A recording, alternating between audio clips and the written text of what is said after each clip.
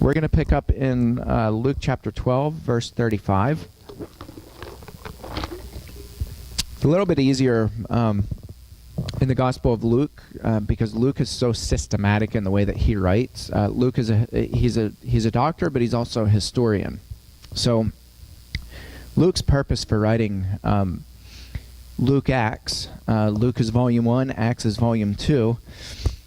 Luke's whole purpose in writing this is to recount history, to gather up a historical account. He's writing for Theophilus. That name, Theophilus, is lover of God. We have no idea who Theophilus is, but he loves God.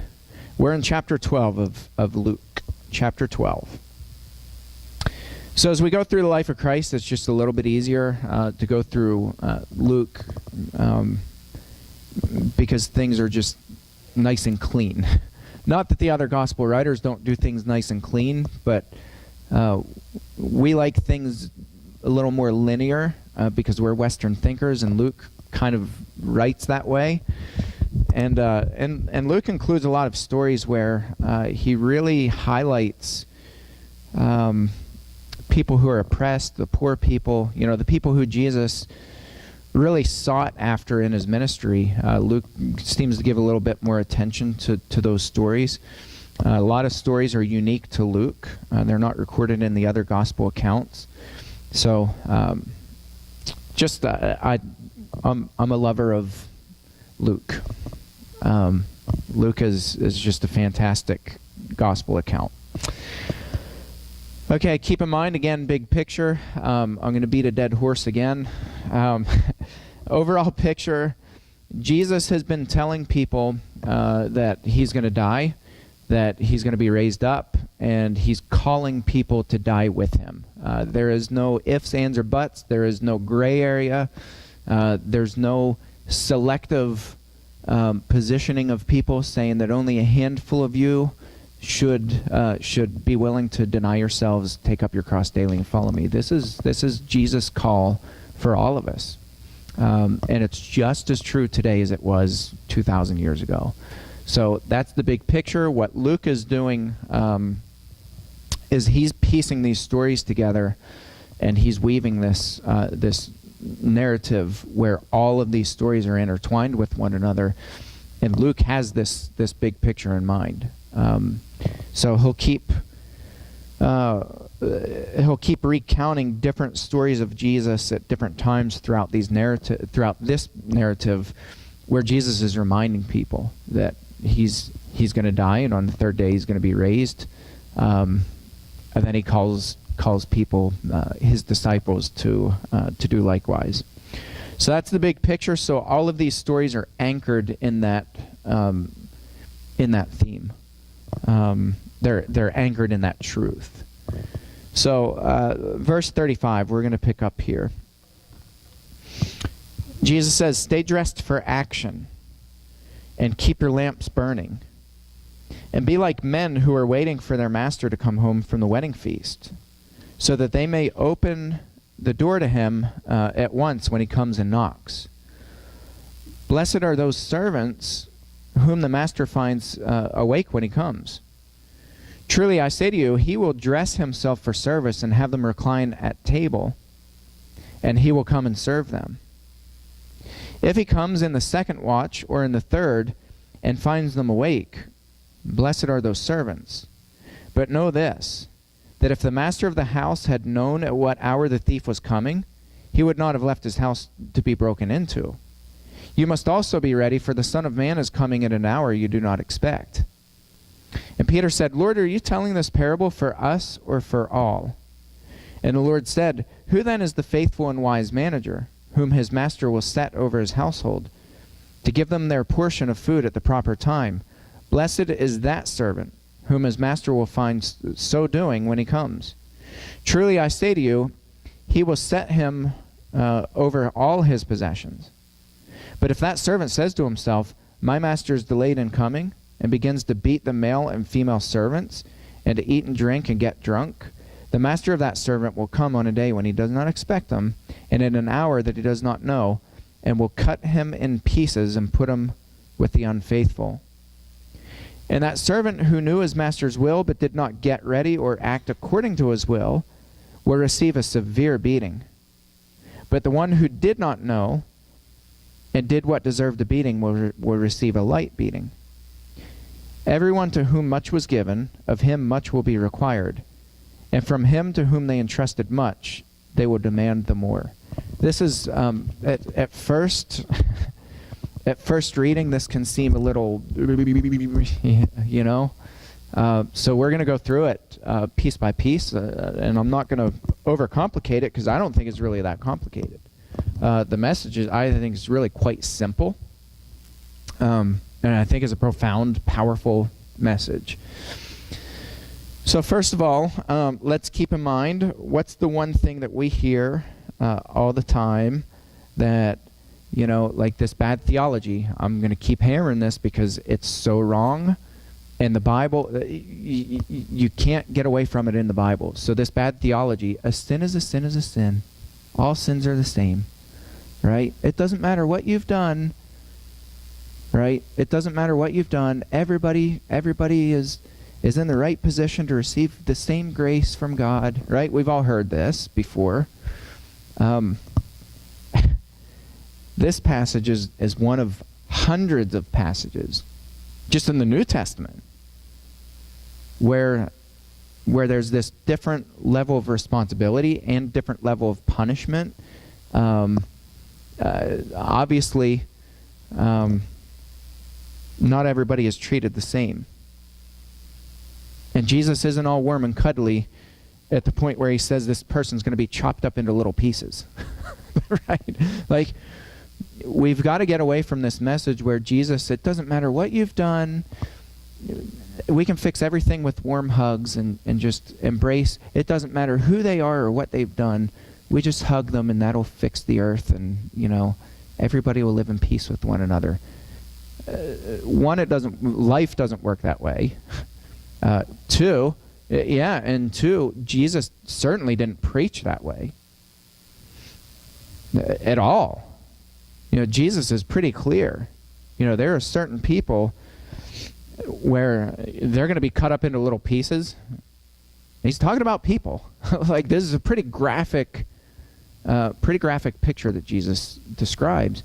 There are other people who are going to, you know, they're going to be beat severely. Again, pretty graphic. People living in this time were very familiar with floggings and stoning. They still did public stonings and floggings and those sorts of things. This message would have resonated in a way that it doesn't resonate with us Americans.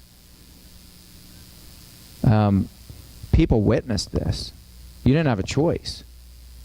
You know, when you're walking down the street and people are gathered up and they're publicly flogged or they're publicly stoned, you know, you can't just do this and pretend like it's not going on. You saw it. You, your kids, your family, everybody saw this. You were witnesses to this.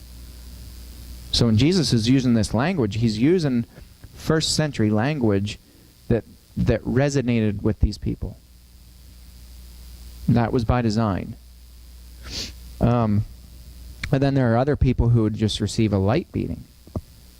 So there's, you know, this categorization that's a very biblical categorization, and we don't like that because we want to just believe that, you know, everybody has a fair shake at life and at grace, and, you know, the world is full of unicorns and ponies and butterflies. A unicorn or a pony or a butterfly. Okay, so big picture. Big picture is what? Be ready. What's he talking about? Be ready to what? Yeah, be ready to die. Remember, Luke has been hammering this through the lips of Jesus. He's been hammering this point. Be ready to die. Yeah, that's right. That's exactly right. For the camera, it doesn't pick up other people. Be ready to serve and die. Charles was saying you can't divorce service from death, being ready to die. I think us Christians, just in today's climate, it seems like we want to believe that we have arrived when two things happen. One, when all of my desires, notice I said desires and not needs, when all of my desires have been met, and whenever I know that I can get my ride to heaven, I can jump on the bus and I can go to heaven.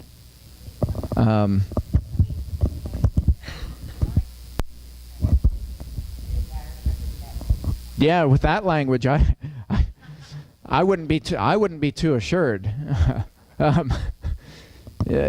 John's pretty clear. John's pretty clear in what what makes your salvation sure, and it's certainly your faith combined with action. James is pretty clear about it too. You can't have faith without works. Faith without works is what? It's dead. You can't. And James certainly isn't saying you merit your way into salvation. James is saying you can't have faith and not put that faith into action and call that faith. There is no such thing. And so, what I think, and this isn't really a soapbox, this is an observation. I think all of us get caught in this trap where we get so worked up over what our preferences are that we start shouting and screaming, and we're like, no, we need to do this in the church, and this is what worship should look like, and we get so hung up on those things that we forget that directly to our left and directly to our right are people who are just broken and lonely and hurting, and we're not serving them. We're not washing their feet. John chapter 13 is so powerful, because isn't it interesting that Peter's the one who brings this up? Later on, Jesus would tell Peter this. Jesus gets down, he's about to wash Peter's feet, and we mentioned it last week. Peter says so strongly in John chapter 13, he uses a double negative and says forever. So literally that verse says this. When Jesus gets down to wash Peter's feet, he's going down the row, he's washing his disciples' feet, he gets to Peter, Peter gets angry, and he says, you will never is a double negative, which we can't use in English, but it would be translated, you will never wash my feet. The literal translation is into the ages, which is how they say forever. So we would translate that as ever. So you will never, ever wash my feet, ever. And this is not a soft tone in the language. When you read it in the original, this is not, Peter's like, he's not like retracting his foot. You will never, ever wash my feet. He's angry. He's upset that Jesus would, you would serve me. And I don't think that Peter has a bad heart. I think what Peter's saying is, you're the Savior, and we serve you. You don't serve us. The Lord, the Master, the Savior of mankind doesn't get on his hands and knees and serve us. You will never serve me. And what does Jesus tell him? Unless I wash you, you will have what? No part in the kingdom. And I love Peter's response. Not just my feet then, Lord. You wash all of me. And Peter got it.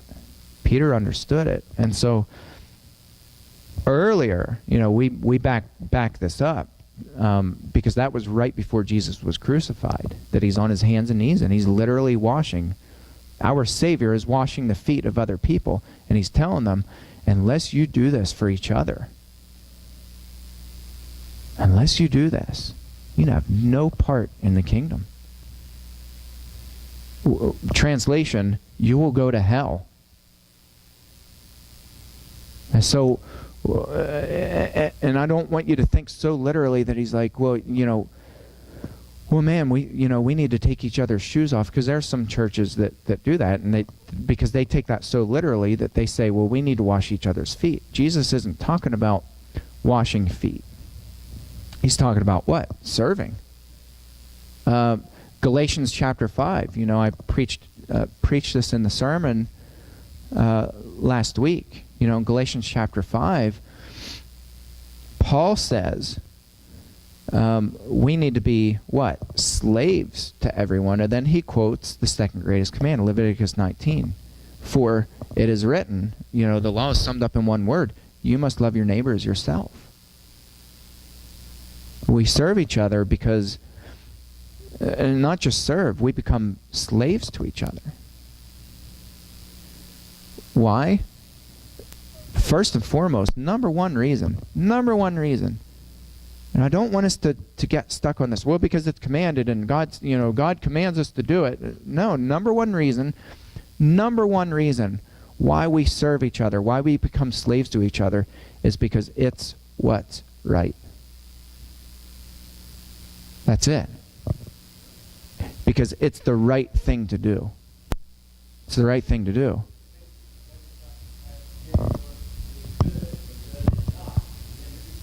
Yeah.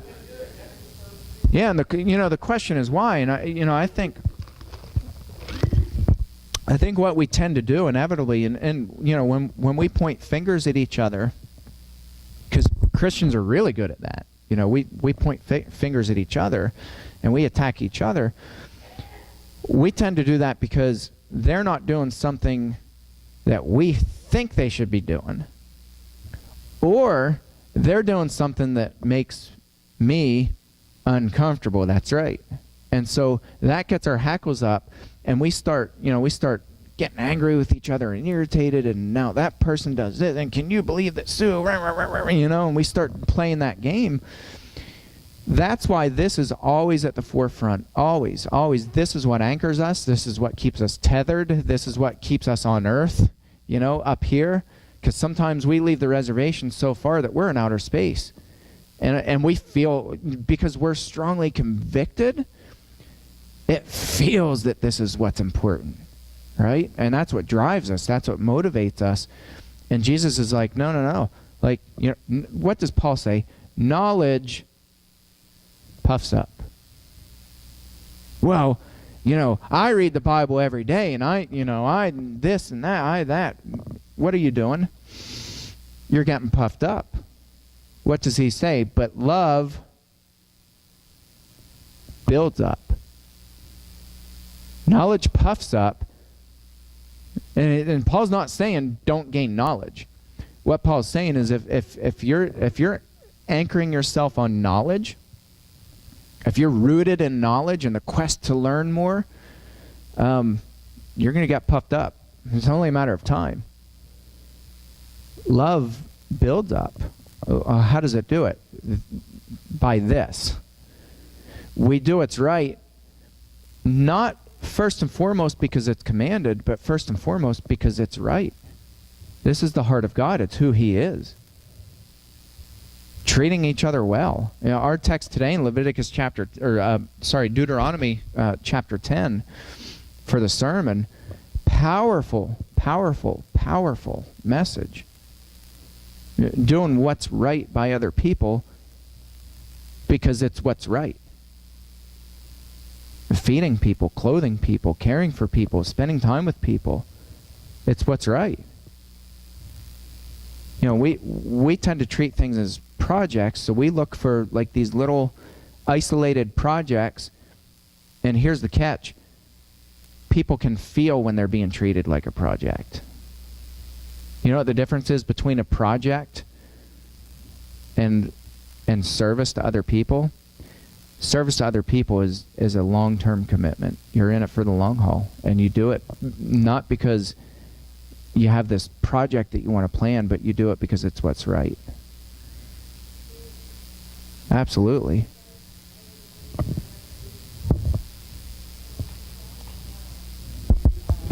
Mm-hmm.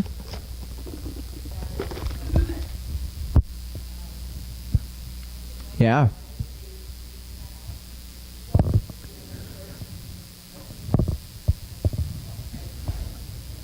Yeah. Mm-hmm. Well, you had asked the question several weeks ago about. I think the way you asked was, do motives matter? Absolutely, motives matter. Motives are everything. What is your motive for doing it? When you're serving people, what's your motive for doing it? And look how many times we've all done it at certain points where we do something for somebody and they seem appreciative, but they don't thank us for it. And we're like, well, I just gave them, I gave up a meal. I was going to go out to eat with my family, and I gave that up, and I gave that money to this person, and they didn't even thank me. Absolutely. Yeah. I mean, being a slave to somebody is not doing it because you expect something in return. If you do that, the second you do that, even if it's a simple thank you, if you do something and you expect something, anything in return, I can tell you right now you have selfishness in your heart. Yeah. Yeah. That's right. That's right. That's right. Sure. Yeah. When you're a slave to somebody, and that language is used intentionally because there were different forms of serve in Koine Greek. The word doulos, or the verb form of that, douleo, which means to be a slave to someone. To be in submission to someone. We don't like that at all. That word submission really bothers us. Yeah. So the whole overall point is, be ready to die, be ready to die serving, being a slave to other people. Yeah, I like fun.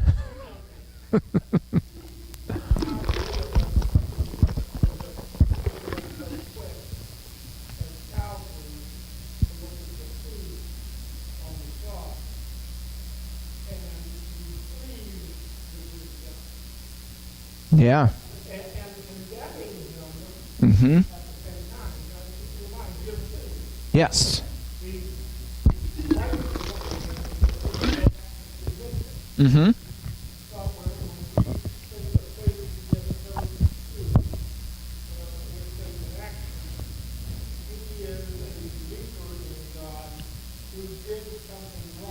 Mm-hmm.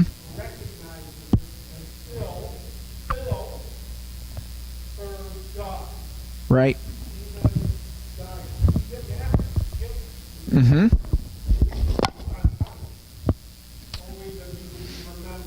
Yeah. I think it's exactly right. And that's a good point. Yeah, the thief on the cross never did ask for forgiveness, and that's. Has anybody been watching the Larry Nassar trial or sentencing this week? Yeah, the U.S. Olympian doctor. So powerful. One of his survivors. I am blown away. My mind is just blown by the strength of these survivors to stand up. There have been over 50 right now who've given victim impact statements. Over 50 of them. Yeah, Larry Nassar is he was a U.S. Olympian medical doctor who he has now, I think there are 140 women who've come forward, U.S. Olympic gymnasts who've come forward and said they were molested by him when they were under his care as a doctor. Yeah, he was actually under investigation in the 90s, and they allowed him to continue practicing medicine, just like this local doctor, this guy in Johnstown. The guy, same thing, back in the 90s. There were accusations. 2 kids accused him of molesting them, and he was allowed to continue practicing medicine, and somebody just came forward again, 12-year-old girl, just this past week.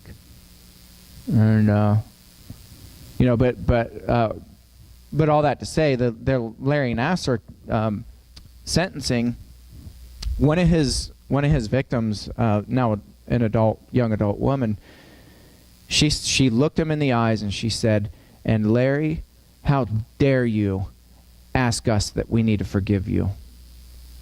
And that resonated with me. You know, the thief on the cross, he never asked for forgiveness. The question is why. That's right. And yet Jesus gave it to him. But I think because all the thief asked for, he admitted his wrong. He never pointed the finger at other people. He never transferred blame to anybody. He admitted full guilt, and he simply asked that he be remembered. Great point. Excellent point. So this being ready, stay dressed for action, keep your lamps burning. What Jesus is saying simply is don't let your guard down. Don't become complacent. Complacency is a killer. Don't become complacent and think you're okay. When should you be ready? All the time. Shame on you.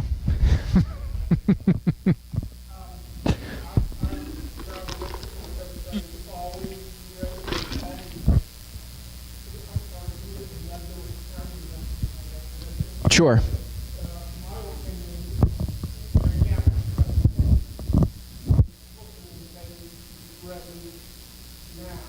Yeah.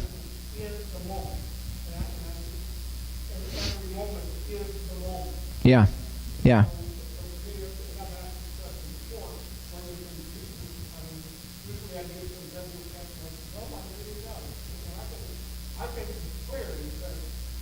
Yeah, I'm coming now. Yeah. Mm-hmm. Yeah. Yeah. Yeah. No, I would agree with that. I would agree with that. And then he gives these examples.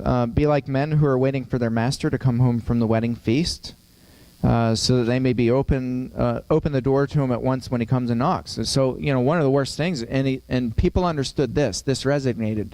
A master who, or a slave, when a master came home and the master knocked on the door, if he's sitting there knocking and knocking, you don't answer, what's going to happen? Yeah, it's not pretty. That's right. Beatings, at a bare minimum, you're getting beat. Your master, your master is your master. Yeah, your owner. So you better be ready. Don't be goofing off. Blessed are the servants whom the master finds awake when he comes. Now, is Jesus saying, don't go to sleep? Always be wide awake. No, he's not saying that. In this home, what happens to the servants? Do all the servants stay awake throughout the night? Do all of them keep watch? No. What are they doing? They're taking turns. That's right. There's this teamwork that's going on. There's a community, and I think what Jesus is simply saying is, have people help you be slaves to other people. We have this arrogance about us, and we're like, well, I'm just gonna go and I'm gonna do it. Try it. No, you can't. It's impossible, and we weren't designed to do it that way. So I think that's all he's saying is, take turns, but don't all of you rest at the same time. You take turns and you help each other be vigilant and keep watch. Yeah. Yeah. Yeah. Absolutely. Then he says, truly I say to you, he would dress himself for service and have them recline at table, and when he will come and serve them. That's interesting too. The master's coming and serving his servants. It precisely what Jesus did, and I think this is a precursor for Jesus serving his disciples and saying, now you go and you do likewise. You serve each other. Unless you do that, you have no part of the kingdom. And this is, read Paul's letter to Paul's letter to Philemon. He's writing about Onesimus, who's the slave, and he was a runaway slave. And he ran away, which is a big no-no. But then he comes and he's serving Paul, and so Paul writes Philemon, the master, who's a Christian master, and Paul's saying what? You take him back and you treat him well. And you take care of him and you serve him. Because Onesimus has been serving me, and now it's your turn as the master to serve your slave. Paul's completely flipping this thing on its head, but Paul's using what model? This. My inclination is Paul kind of hints at it. I think Onesimus was being mistreated. And at least that's my opinion. I think Onesimus was being mistreated by Philemon, because Paul uses pretty strong language. And he's telling him, you make sure you treat him well and with respect, and you serve him.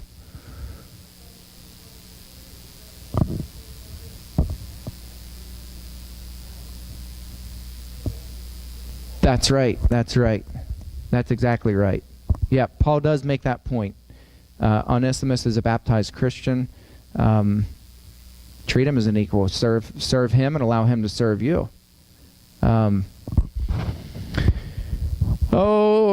We'll close up on this. Peter, verse 41, Peter says, Lord, are you telling this parable for us or for all? Remember, at this point, if you back up several verses, Jesus is speaking to the crowd, and then remember, he turns and he's talking to his disciples, and he's addressing them.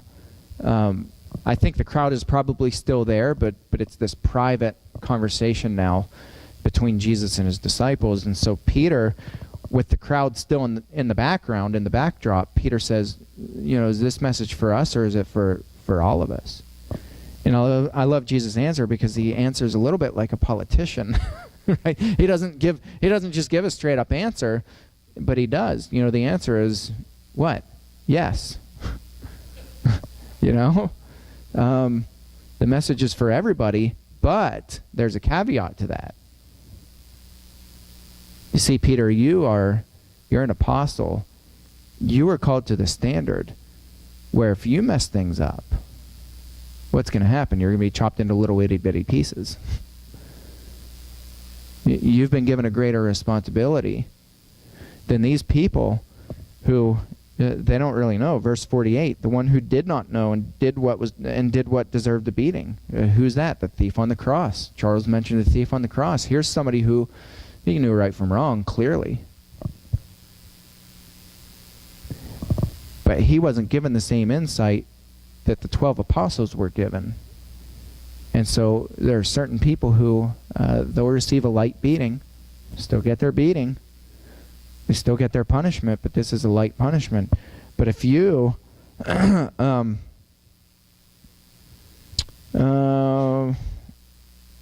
let's jump down, verse 45. But if that servant says to himself, my master is delayed in coming, and begins to beat the male and female servants. So this is a master who's over, a slave who's over other slaves. There was ranking within slavery. So you have a slave who's a higher ranking slave. He starts turning and beating the other slaves. He's beating the male and female slaves. And then he does it for what reason? To eat and drink and get drunk. You guys are slacking off. You need to get to work. You need to work harder. And he's beating them. He's mistreating them. He's beating. So you have one sub-servant, or one servant who's ranked above the other servants. He's now beating the other servants. The master returns and comes back. Right? And what Jesus is saying is, Peter, you're an apostle. Okay, you've been given this greater responsibility.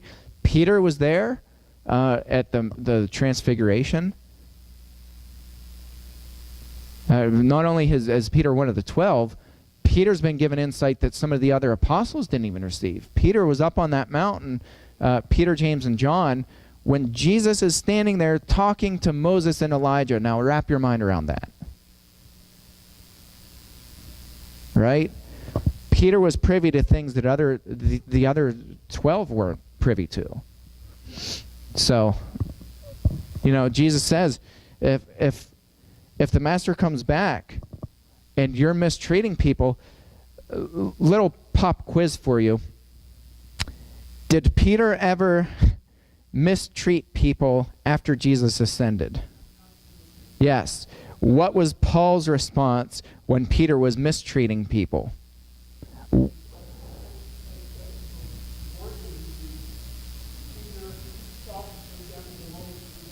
Yes. Peter self-condemned himself, and Paul ridiculed him not only face to face, but in what setting? Publicly, in front of other people.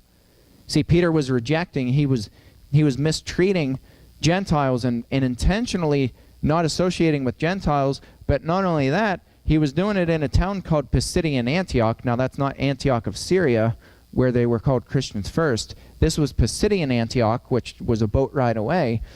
In Pisidian Antioch, this is where Paul's first missionary journey turned from preaching to the Jews to the Gentiles. He was rejected by the Jews, and Paul says, my ministry is first to the Gentiles. That was Pisidian Antioch, a critical city for the Gentiles to be treated with fairness and with respect. Peter comes into Pisidian Antioch and just literally unravels everything that Paul and Barnabas did in that city. Paul was jacked, to put it mildly. So this passage is important. If you've been entrusted with much, you're held to this higher standard, and your punishment is going to be harsher. When you mess that up, when you start getting selfish and arrogant, full of pride and full of yourself, and you stop denying yourself, taking up your cross daily, and following Jesus for these people, you're going to get chopped up into little bitty pieces. So, yeah, the answer is yes.